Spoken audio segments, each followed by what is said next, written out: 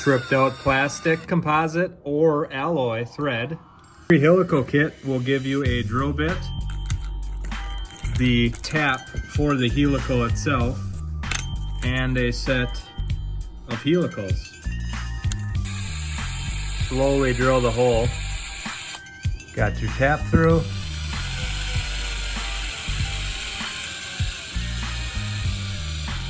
Thread insert tool. Insert it fully until the coil is completely submerged in the hole. I give it another half turn, pass flush your tang off.